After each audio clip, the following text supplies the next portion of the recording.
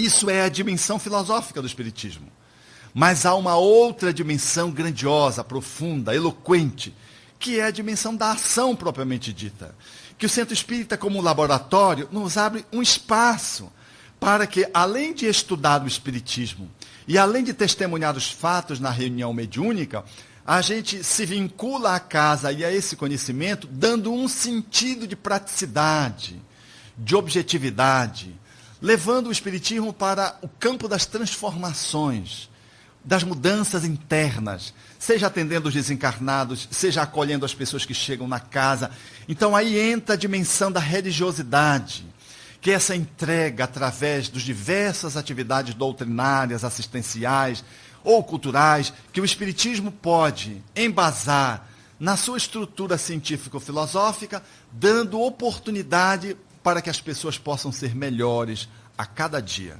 Esse é o formato da casa espírita. Essa deve ser a performance do espírita que se apropria dessa doutrina, ou que se aproxima desse conjunto de conhecimentos que faz esta grande síntese cultural. A habilidade do Espiritismo ser grande não é porque ele venha tentar anular as sinagogas, os templos, as mesquitas, as academias, as praças de discussão artísticas, os palcos de apresentações culturais. Não, o Espiritismo não vem destruir os aspectos filosóficos, hoje posto dentro também das academias, não. O Espiritismo ele é grande porque ele sabe encontrar o seu lugar para fazer pontes, nexos. Em A Gênese, Kardec firma de uma forma belíssima, quando coloca que o Espiritismo, ele se espraia sobre todos os ramos do conhecimento humano e vai relacionando os conhecimentos humanos. Então, a capacidade do Espiritismo ser grande é porque ele permite essa interlocução com os diversos campos do conhecimento humano, dando sustentação, portanto, às diversas religiosidades, às diversas manifestações ceitistas que se colocam no campo do mundo com seriedade, às diversas manifestações filosóficas, aos diversos campos do conhecimento das disciplinas científicas. Ele abre espaço para que esses campos do conhecimento humano possam se enriquecer. Então, essa capacidade de ser ponte é que permite ao Espiritismo dialogar com a medicina, com a astronomia, com a química, com a psicologia, com a antropologia, enfim, com os diversos campos do conhecimento humano. É essa doutrina, nesse teor de grandiosidade, que é a doutrina que nós abraçamos, e por isso estamos aqui na conta de trabalhadores. Então, é muita ousadia ser espírita, eu costumo dizer, porque nós estamos lidando com um campo de conhecimento humano muito profundo, e é entristecedor perceber companheiros que depois de uma meia dúzia de anos, ou de uma meia dúzia de livros que leram, já se sentem doutores de espiritismo, como se isso fosse possível, dar finitude a um conhecimento infinito. E se declarar completos, como se não precisassem mais de nada. E aí ficam numa reunião mediúnica, paralisados ali, sem abrir uma obra de estudo, de acréscimo, sem reler as obras fundamentais, que sempre devem estar sendo consultadas como base de fundamento para as nossas outras reflexões. É triste ver, portanto, os companheiros rejeitarem oficinas de trabalho, não participarem de seminários, não discutirem temas palpitantes da realidade social à luz do pensamento espírita. E eles ficam vinculados a uma prática que às vezes está profundamente em desacordo com aquilo que o Espiritismo apresenta. Na medida em que vamos estudando, vamos entendendo melhor a doutrina espírita e vamos aperfeiçoando as nossas práticas. E o nosso comportamento também no mundo, ele se beneficia disso. Tudo isso eu estou dizendo para começar essa reflexão, à guisa de introdução, falando da ciência.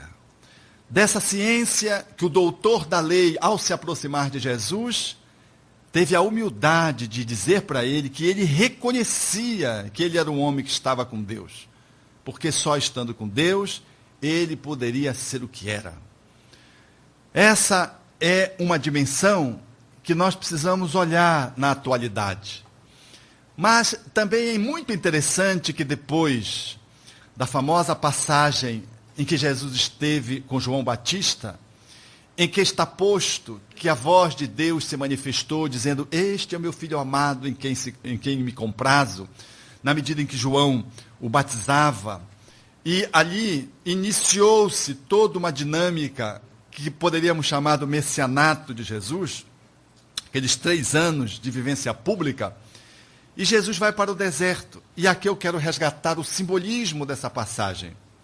E nessa passagem, na relação com Satã, ali está posto que Satã fez algumas proposições. E dentre essas proposições, lá está posto a proposição mágica. Quando ele pede para que Jesus se projete do templo e suplique, a exemplo do que diziam as Escrituras, aos anjos, para que os anjos pudessem acolhê-lo, a fim de que ele não se despedaçasse. E faz essa proposição para Jesus, remetendo, portanto, à historiografia do seu povo, ao que Jesus contra-argumenta, falando também das Escrituras e dizendo: não tentarás o Senhor teu Deus. Fazendo, portanto, o contraponto em relação àquilo que está posto naquele tempo e em todos os tempos, desse caminho que nós encontramos mágico para a solução dos problemas. É muito interessante que esse é um caminho que está hoje tão posto que nós abrimos a televisão, ligamos a televisão e lá estão as religiões midiáticas vinculadas à mágica, aonde se apresenta soluções de problemas de uma forma absolutamente no estalar de dedos, de uma forma instantânea. Venha para aqui, entregue-se a Jesus e pronto, a pessoa amada vai voltar. A exemplo do que fazem nos postes das cidades mais importantes, aonde se fixam os panfletos fazendo menção às videntes daquela cidade. Venha consultar a fulana de tal, ela traz o seu amor já, não é amanhã, não é depois, não é com o tempo, já. Ora, quem acabou de romper um relacionamento afetivo, leu aquele panfleto, ainda está sob a hipnose da paixão ou da ruptura, ou mobilizado por uma dor que às vezes não cabe em si mesmo, de tão grandiosa que é, a pessoa deprime, olhou aquele panfleto, vai trazer o amor já, vai logo na pitonisa das dias atuais, na vidente, ou na pessoa que é fraudulenta e diz que vê, porque é muito fácil enganar os outros, mesmo não tendo nenhuma habilidade de natureza paranormal ou mediúnica. Basta ter um pouquinho de bom senso, um pouco de sofisma e uma capacidade de percepção, de olhar como o outro está te olhando, a exemplo do que propõe o filme Ghost, quando aquela mulher enganava os outros, com um olho ela fechava, dizia a coisa, o outro ela percebia a reação e ela ia adiante ou não, ou mudava o curso da conversa. Magicamente nós resolvemos o problema de qualquer um. Eu poderia, por exemplo, fazer uma consulta agora e resolver o problema de qualquer um de vocês, lendo a mão de vocês, ou colocando aqui uma bola de cristal e dizendo coisas tão genéricas, tão passíveis de se acontecer, que naturalmente você não conseguiria me desdizer. Olhar para você e dizer, por exemplo, aqui para o sul, tem uma loura na sua vida, a minha chance de acertar é muito grande. Porque lá para o norte são as morenas, aqui são as louras, né? E se você ficasse em dúvida sobre a questão, eu poderia derivar para os filhos. Não serão filhos? Se você dissesse que não tinha nenhuma filha loura, eu poderia talvez pegar dos ascendentes. É difícil não ter um louro, uma loura na família, né? Natural ou produzida. E se não tivesse, é de outra encarnação. Pronto, estava resolvida a questão. De qualquer forma, eu vou acertar. E se você não aceitar a reencarnação, eu digo, vai surgir.